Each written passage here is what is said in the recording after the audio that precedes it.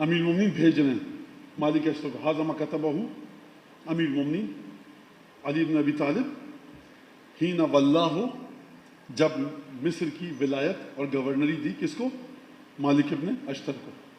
مولانا یہ خط موجود ہے نہج البلاغہ میں، جا کے پڑھیے گا.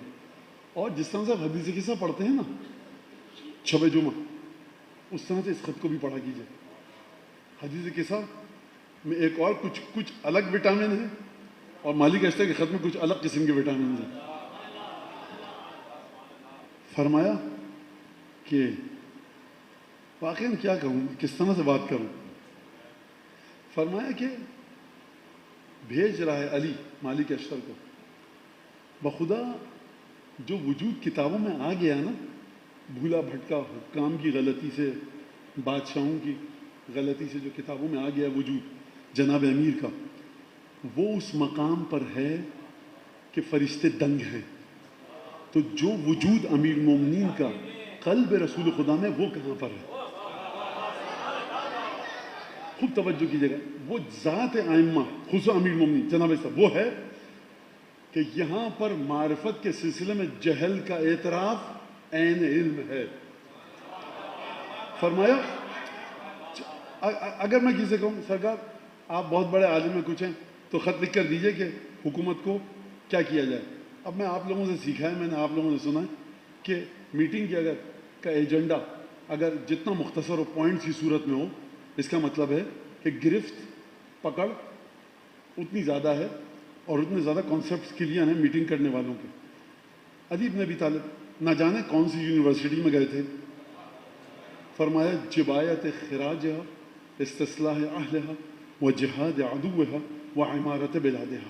مالک تم کو بھیج رہا ہوں، جو ملے نا بے نمازی 2 ڈنڈے لگانا، نماز پہ لانا، اور دیکھو اگر روزہ نہ رکھے اس کے خوب جوتے لگانا. مالک دیکھو مسجدیں بھر دینا، اور خبردار جتنے بھی پلے گراؤنڈ ہیں نا سب میں مسجد و مدرسے بنا دینا.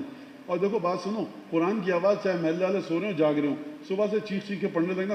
نا علی ابن ابی طالب بھائی نور خدا ہے. فرمایا 4 چیزیں دے کر بھیج رہا ہوں، ان کا خیال سنیے اب ذرا اپنے مولا کی گفتگو کو. فرمایا جہاد عدوہا، مصر پر جب کوئی حملہ کرے تو اس کا دفاع کرنا. تم مسلمان ہو، اب میرا جملہ ہے، تم مسلمان ہو، وہ تو عیسائیوں کی ٹیریٹوری ہے عیسائی ہے تمہاری رعایا، اس کی حفاظت تمہاری ذمہ داری ہے. لہذا جہاد عدوہا، مصر پہ جب بھی کوئی حملہ کرے تمہاری ذمہ داری ہے. دوسرا کیا فرمایا جبایت و خراجہا، خوب اچھی طرح سے ٹیکس وصول کرنا. اور پھر تیسری چیز استصلاح اہلہا، اس کے اہل جو رہنے والے ہیں نا مصر کے، ان کی استصلاح کرنا. لفظ عربی کا میں نے ترجمہ نہیں کیا کیونکہ ترجمہ ہو نہیں سکتا، تشریح کروں گا. استصلاح اہلہا. اور چوتھی چیز عمارت و بلادہا، دیکھو شہر کی تعمیر کرنا. یعنی یہ مت کرنا مسجد تو چمکتی بھی ہے، ٹوائلٹ میں جاؤ امام باڑے اور مساجد کے ٹوائلٹ میں یا صابن نہیں ہوتا، یا فلیش ٹینک خراب ہوتا ہے، یا مسلم شاور نہیں ہے، یا لوٹا بیکار ہے. کیا مطلب؟ علم لگا دیتے ہیں آپ، لیکن علم کی کوئی زیارت کرنے آئے اس کی طہارت کا انتظام نہیں کرتے. جب طہارت صحیح سے کرے گا تو علم کی زیارت کرے گا.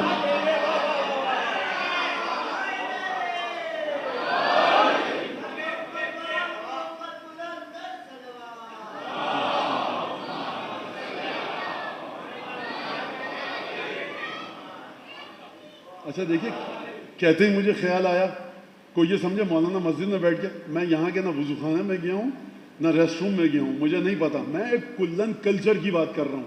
جب میں کلچر کی بات کر رہا ہوں تو انڈو پاک کی بات کر رہا ہوں. یہ ہے ریجن ایسا، کوئی غلطی سے کوئی مسجد ایسی نکل آئے تو ایک الگ بات ہے. لیکن ہم کیا فرمایا کہ عمارت و بلادہا، اس کا مطلب کیا ہے؟ شہر کی تعمیر کرنا. سارا پیسہ ایک جگہ پر مت لگا دینا، سڑکیں اچھی ہوں، نکاسی کا انتظام ہو، پانی پینے کا انتظام ہو. تو لہٰذا اگر آپ کو کہیں دکھے شہر کے قدیم حصے میں کراچی میں کہ گھوڑوں کے پینے کا پانی کسی غیر مسلم کمیونٹی نے 1870 میں اس نے وقف کیا ہوا تھا حوض، تو آپ کہیں صاحب کیسے اچھے تھے.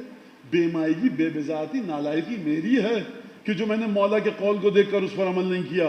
کوئی اور اگر آگے بڑھ کر مولا کے قول پر عمل کر لے تو مولا کے قول پر گرد و غبار نہیں آتی. یہ ہماری نالائقی و بے مائگی ہے. لہٰذا فرمایا پہلی بات عمارت و بلادہا، شہر کو کی تعمیر کرنا. اب یہ تو میرے خیال سے اس پر رکنے کی ضرورت نہیں ہے. جہاد عدوہا، دشمن کے ساتھ جنگ کرنا، لڑنا. اور استصلاح و اہلہا، اس کے رہنے والوں کی مصر کی استصلاح کرنا، اور چوتھی چیز کیا تھی؟ جبایت و خراجہا. 4 چیز ہو گئی نا، یہ 4 چیزیں تھیں. یہ اب آئیے گا استصلاح پر. استصلاح کا مطلب کیا ہے؟ اگر آپ کسی مولانا کو بنا دیجئے گورنر، یا مولانا کو بنا دیجئے آپ کسی شہر کا میئر، ان کو سب سے پہلے فکر ہوگی کہ قرآن کے مدرسے کتنے بنے، نماز کیسے پڑھوائی جائے. یہ پدر جد اندر جد مولانا ہے. مولانا کروڑوں اربوں خربوں امین مومنین کے دلدل کی سموں کی دھول کا صدقہ بھی نہیں ہے. وہ آپ مطلب آپ عجیب یا علی، آپ کو کوئی دین کی فکر ہے بھی کہ نہیں ہے؟ جواب آئے گا دین اس وقت سمجھ میں آئے گا جب زندگی پرسکون ہو. فرمایا کاد الفقر ان یکون کفرا، غربت کبھی کبھی اس مرحلے پر پہنچ جاتی کہ کفر میں تبدیل ہو جائے. لہٰذا استصلاح کا معنی سنیے آپ، استصلاح اہلہا، جتنے بھی مصر کے شہری ہیں جو تمہارے سبجیکٹ ہیں، جو گورنر کے سبجیکٹ ہیں، جو گورنر کی رعایا ہیں، جو تمہاری رین تمہارے ٹیریٹری میں رہ رہے ہیں، جو تمہارے شہری ہیں، جو تمہارے سٹیزن ہیں مصر کے، کون ہیں؟ یہ شیعہ یا سنی ہیں؟ نا، اس میں کوئی محب اہل بیت ہیں، کوئی محب اہل بیت نہیں ہے. یہودی ہیں، عیسائی ہیں، بت پرست بھی ہیں. 1400 برس پہلے کے مصر کی بات کر رہا ہوں. یہاں پر تمام مذاہب کے ماننے والے ہیں. جناب امیر یہ نہیں کہہ رہے دیکھو مسلمانوں کو دیکھنا، یہودیوں عیسائیوں کو تو مرنے دینا، ہندو آئے گردن کاٹ دینا، سکھ کو تو موت کے گھاٹ اتار دینا، مسلمانوں کو آگے بڑھانا. استصلاح اہلہا. اگر مصر کے لوگ تمہیں منتخب کر رہے ہیں، تم پورے مصر کے لوگوں کے رکھوالے ہو.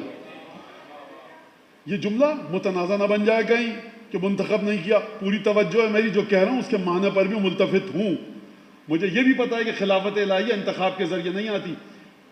امیر المومنین جو چوتھے مرحلے پر تخت پہ بیٹھے ہیں، اس کو خلافت الہی مت کہیے گا، یہ تاریخ کا حادثہ ہے. علی 35 ہجری میں تخت پر بیٹھے، تاریخ کی مجبوری ہے، خلافت الہیہ نہیں ہے.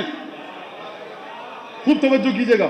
علی ابن ابی طالب نام ہے مدینے کے معاشرے کی مجبوری کا، مدینے کے معاشرے کے اضطراب کا، اینگزائٹی کا، اسٹریس کا، لاسٹ ریزورٹ کا سولوشن تھا نہیں. خلافت الہیہ نہیں تھی یہ. اچھا یہ اس کی سمجھ اب کل وہ کہتے مولانا نے کہہ دیا امیر مومنین خلافت الہیہ، تو یہ میں اس کے لیے کہہ رہا ہوں جس کو سمجھ میں آئے کہ من کنت مولا ہو فہذا علی مولا، اور سمجھ میں آئے نہج البلاغہ کے اس جملے کا معنی، غدیر کے اس جملے سے لولا حضور الحاضر و قیام الحجہ لالقیت حبلها علی غاربها، اگر تمہارا آنا نہ ہوتا اور بیعت نہ ہوتی، میں خلافت کی اونٹنی کی باغیں خلافت کی اونٹنی کے کاندھوں پر رکھتا اور ہکا دیتا اسے کہ کوئی جاؤ، میں تمہارے لیے وزارت بہتر ہے، امارت میری تم برداشت نہیں کر سکتے. فرمایا فَإِنَّ مُسْتَقْبِلُونَ أَمْرًا ذُو وُجُوهٍ وَأَلْوَانٍ لَا تَثْبُتُ لَهُ الْقُلُوبُ وَلَا تُقِيمُ عَلَيْهِ الْعُقُولُ. دیکھو مجھے چھوڑ دو، میری بیعت مت کرو. ہے جگر کسی میں سوائے فاطمہ بنت اسد کے ثبوت کے، میری بیعت مت کرو، کیونکہ میں ایسے حالات کا سامنا کرنے والے ہو، تم نہ تمہاری عقل سمجھ سکتی ہے نہ دل ٹک پائیں گے، تم میری باتوں کو نہیں سمجھ سکتے. مجھے ایک وزارت دے دو، تمہاری مدد کرتا رہوں، مشکل کشائی کا عہدہ میرا تمہارے لیے کافی ہے.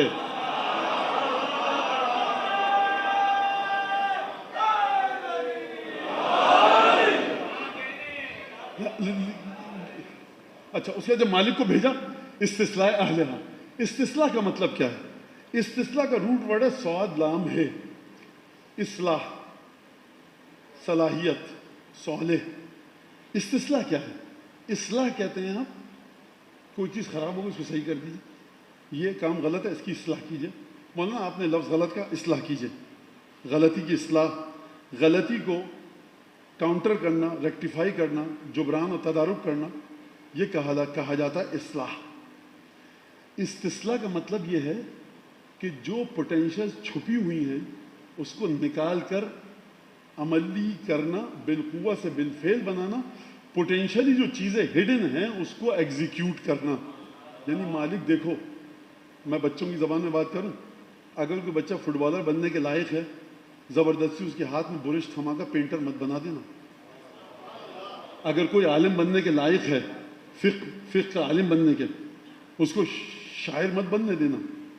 اگر کوئی معمار بننا چاہتا ہے، سول انجینئر، تو خبردار اس کو مت کہنا کہ ابا کو پسند ہے الیکٹرانکس انجینئر بنو. اگر کوئی الیکٹرانک انجینئر بننا چاہتا ہے تو اس سے یہ مت کہہ دینا کہ تم جا کے میکینیکل بنو. سمجھے بات کو آپ؟ لہٰذا سب سے پہلے ان کی دنیا کو سیکیور کرو. اب میں آپ کے یہیں پہ نتیجہ دے دوں کیونکہ اس کے بعد نتیجہ دینے کا وقت نہیں رہے گا. دین اس وقت تک صحیح معنوں میں سوسائٹی اور معاشرے میں آ ہی نہیں سکتا جب تک آپ لوگوں کا پیٹ نہ بھریں, ان کی بنیادی ضرورت کو پورا نہ کریں.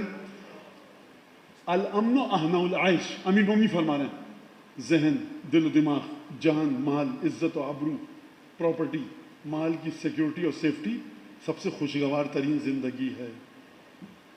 تو سب سے خوشگوار ترین زندگی آپ کو ملے گی نارتھ امریکہ میں. آپ جی یہی کہہ رہا ہوں, پریشان مت ہو مولانا, یہ تو کافر ہیں, وہ ہیں. کیوں نہیں مانتے؟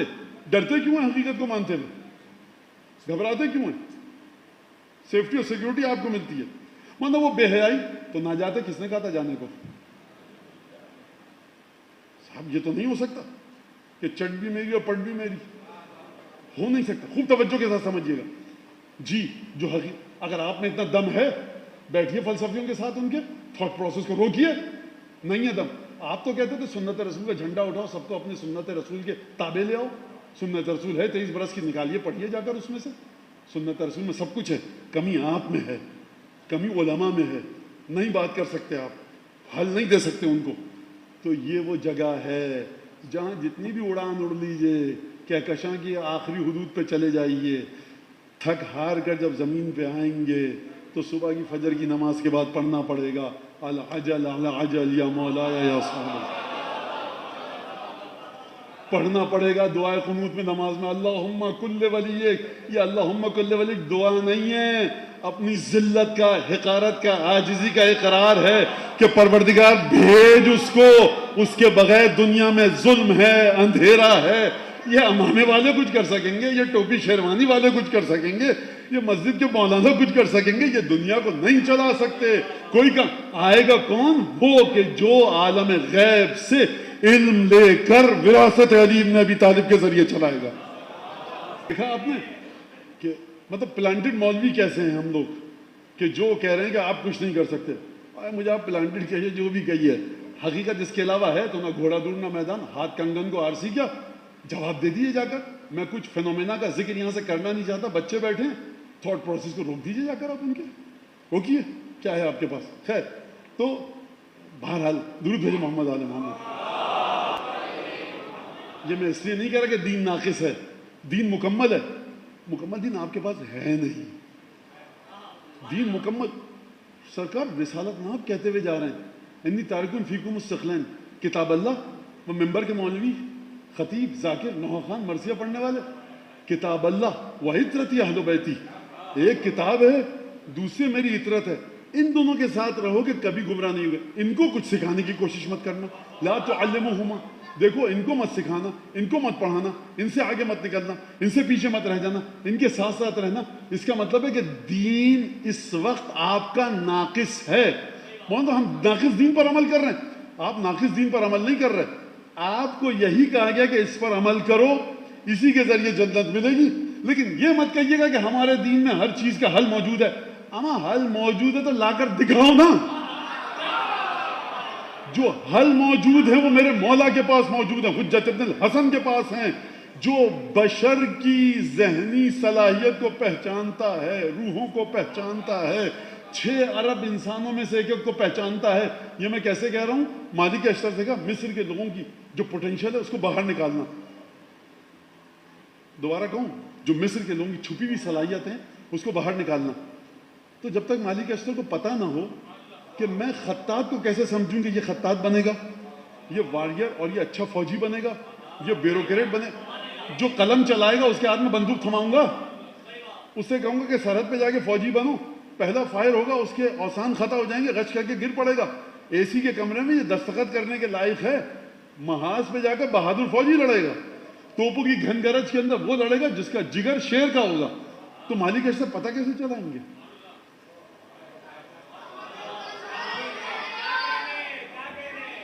یہ ہے نقطہ. کیسے پتہ چلائیں گے؟ آپ کو پتہ ہے کیسے پتہ چلائیں گے؟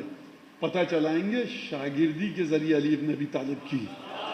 اگر استاد نے یہ طاقت نہ دی ہوتی کہ مالک، اب یہ میرا جملہ روایت نہیں ہے، کہ مالک دیکھو علی تمہیں کچھ چیزیں دے رہے ہیں، جب جاؤ گے نا ان کے ذریعے مصر کے لوگوں کو دیکھنا کہ ان کے وجود میں کیا کیا چیزیں چھپی ہوئی ہیں، تو مالک کو کچھ گر ایسے سکھائے تھے. کتنے سال شاگردی کی علی کی مالک نے؟ 4 سال 5 سال.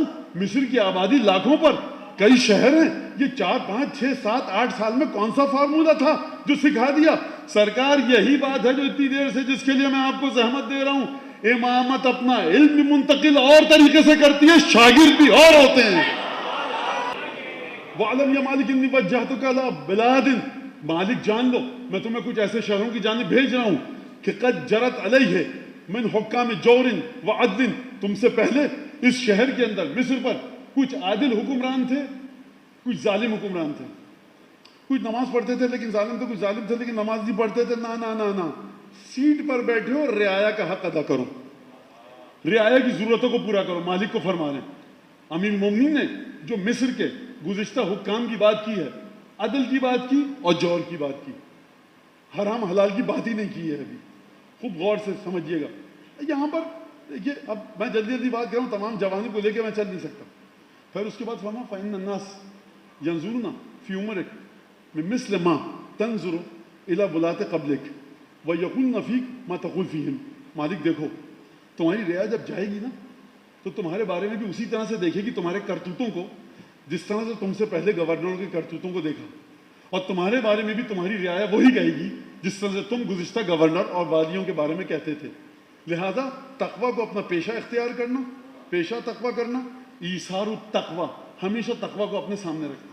اب اس کے بعد فرمایا جناب امیر المومنین نے اس مقام پر، دیکھو وَأَشْعِرْ قَلْبَكَ لِلرَّعِيَّةِ الرَّحْمَةِ وَالْمَحَبَّةَ لَهُمْ وَاللُّطْفَ بِهِمْ وَلَا تَكُونَنَّ عَلَيْهِمْ سَبْعًا ظَارِيًا تَغْتَنِمُ عَقْلَهَا.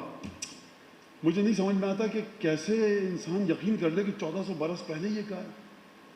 فرمایا دیکھو مالک اپنے دل میں اپنی رعایا کی نسبت محبت، پیار، لطف، کرم، نرم جذبات کا عادی بناؤ اپنے دل کو رعایا کے لیے. وَلَا تَكُونَنَّ عَلَيْهِمْ سَبْعًا جَارِيًا، ایسے وحشی درندے مت ہو جانا کہ جو اپنی رعایا کو چیر پھاڑ کے کھا لے. تَغْتَنِمُ عَقْلَهَا، کہ جو فرصت میں رہتا ہے کہ کس طرح سے اپنی رعایا کے گوشت کو نوچ کر کھا لے. ایسے بادشاہ مت بننا. اور پھر اس کے بعد جب یہاں تک بات آئی تو فرمایا کہ دیکھو ایک عجیب جملہ ہے کہ فرمایا کہ فَإِمَّا، تو تمہاری رعایا نا، فَالنَّاسُ صِنْفَانِ، جہاں تم میں گورنر بنا کے بھیج رہا ہوں نا وہ 2 طرح کے لوگ ہیں. اما اخ لک فی الدین اور نذیر لک فی الخلق، یا تمہارا دینی بھائی ہے یا اللہ کی طرح، تمہاری طرح اللہ کی مخلوق ہے. ان دونوں کے ساتھ جو تمہاری رعایا یہی کرنا، تعرض لهم العلل ویفتفرط منهم الخطأ والعمد، تو فآتهم من عفوک وصفک من مثل ما ترجو ان یعطیک اللہ من عفوہ وصفہ. مالک دیکھو تمہاری رعایا جو جا رہی ہے نا، اس میں ہندو بھی ہیں، سکھ بھی ہیں، عیسائی بھی ہیں، بدھسٹ بھی ہیں، یہودی بھی ہیں، عیسائی بھی ہیں، تمام مذاہب والے ہیں. تو جو میں نے تم سے کہا ہے نا کہ رحمت، پیار، محبت اپنی رعایا کے لیے رکھنا، یہ میں صرف اس لیے نہیں کہہ رہا کہ مسلمانوں کے لیے.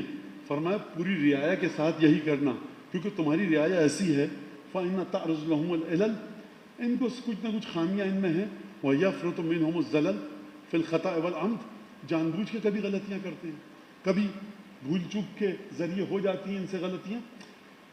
فَأَعْتِهِمْ مِنْ عَفْوِكَ وَصَفْحِكَ، درگزر کرو، معاف کرو اپنی رعایا کو، اس طرح سے معاف کرو جس طرح سے تم توقع رکھتے ہو کہ تمہارا خدا تمہیں معاف کرے.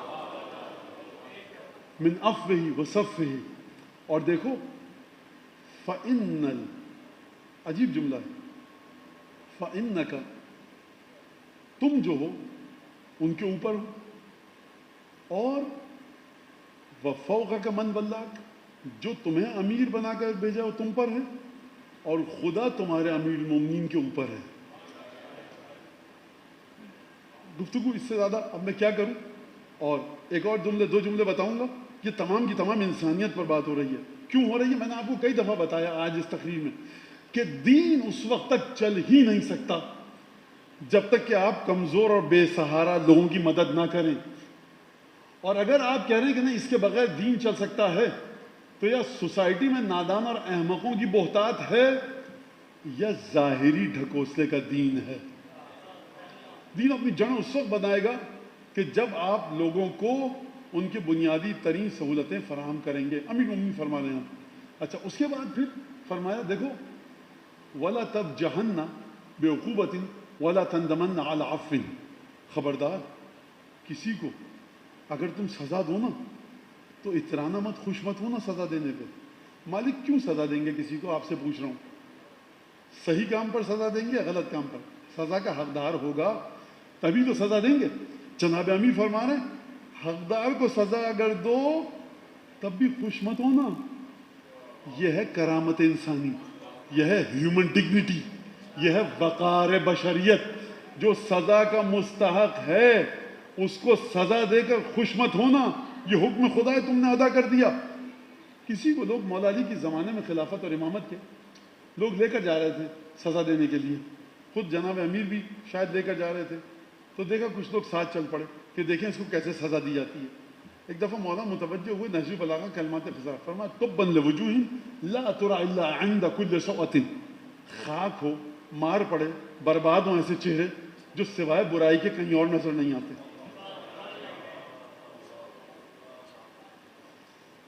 پانچ چھ آدمیوں میں جھگڑا ہو رہا ہے، جھمگٹا لگ گیا، کیا کر رہے؟ یہ چھوڑاؤ، اپنا راہ دو، اپنی راہ دو. لہذا برائی نہیں کرنے جا رہے، جناب امیر خود سزا دینے جا رہے ہیں، لیکن فرمانا دیکھو کسی کو سزا دینے جا رہا ہوں، یہ مجھ پر واجب ہو چکا ہے، تم اس کی سزا کے دیکھنے کا تماشا دیکھنے کیوں آ رہے ہو؟ برا ہے تمہارا کہ اگر تم کسی کا تماشا دیکھنے آؤ، کسی کی بے عزتی دیکھنے آؤ. اس کو سزا دینے کے لیے میں کسی مقام پر جا رہا ہوں. لہذا فرمایا کبھی اترانا مت، خوش مت ہونا کسی کو سزا دے کر. وَلَا تَنْدَمَنَّ عَلَىٰ عُقُوبَةٍ. دیکھو وَلَا تَنْدَمَنَّ عَلَىٰ عَفْوٍ. جب کسی کو معاف کر دو نا تو خبردار پشیمان کبھی بھی مت ہونا. کسی بھی لحاظ سے معافی کا اگر تم کوئی پہلو دیکھو کہ بہانے سے اس کو معاف کیا جا سکتا ہے اور یہ پرابلم نہیں کرے گا تو فرمایا دیکھو ندامت مان. کیوں؟ وجہ کیا ہے؟ کیونکہ جس کو آپ معاف کریں گے نا، آپ 1 کروڑ روپے بھی دیں وہ آپ کا غلام نہیں بن سکتا، لیکن اگر آپ نے معاف کر دیا اب یہ آپ کا غلام بن جائے گا. جناب امیر فرما رہے ہیں مگر تم کیا نہیں چاہتے کہ لوگوں کے دل میں تمہاری محبت جائے؟ تم پیسے کے ذریعے نہیں خرید سکتے، ان کو معاف کر کے ان کی محبت کو خریدو. لہذا وقت ہمارا ختم ہو رہا ہے اور میں اس سے آگے کیا بات کروں، لیکن عجیب خطبہ ہے اور کس طرح سے مولا کائنات نے گفتگو فرمائی ہے. ایک اور جملہ کہہ دوں، کہا کہ دیکھو تمہارے جو اطراف میں ہے نا ان کو اس بات کی ٹریننگ دو. روز ہم مولانا لفظ استعمال کرو، روز کا مطلب کیا؟ ریزوار. روز ان کو ٹرین کرو، ٹریننگ دو. کس بات کی ٹریننگ دو؟ اس بات کی ٹریننگ دو کہ تمہاری تعریف کرے تم اوپر نہ چڑھ دیں. یہ تمہارے اعتماد کے لوگ ہیں، ان کو اپنے پاس رکھو، لیکن جب تعریف کر کے تمہیں اوپر چڑھا دیں تو ان سے بچ کے رہنا.